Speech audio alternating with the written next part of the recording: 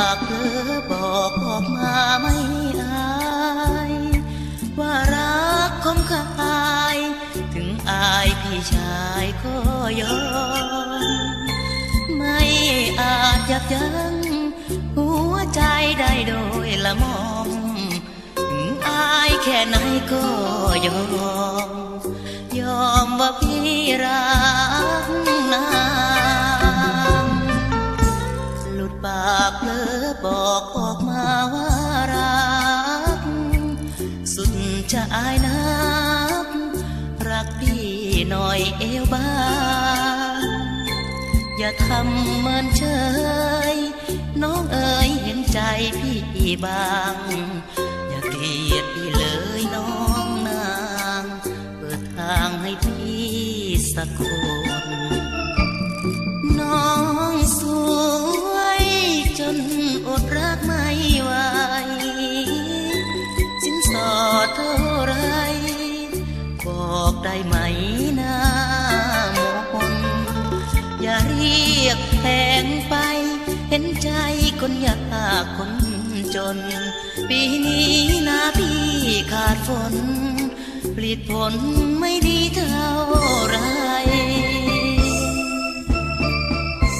หลุดปากเผลอบอกออกมาร้องขอแม่กิ่งใบยอขอโปรดจงเห็นใจสินสอดการดานั้นนาจะหาไหมอยากรู้จะเอาเท่าไรหวั่นใจขอให้บอกมา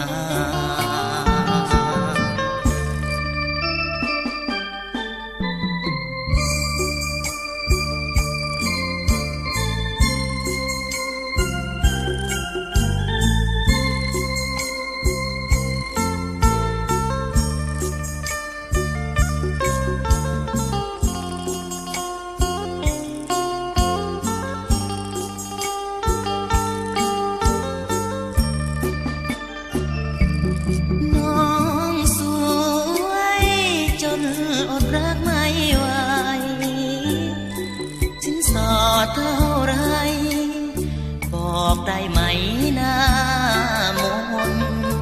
อย่าเรียกแพงไปเห็นใจคนยากคน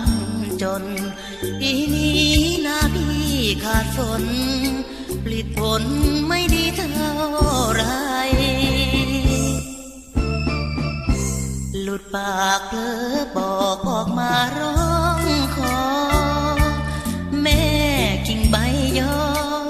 ขอโปรดจงเห็นใจสินสอดการดานั้นนาจะหาไหมอยากรู้จะเอาเท่าไรขวัญใจขอให้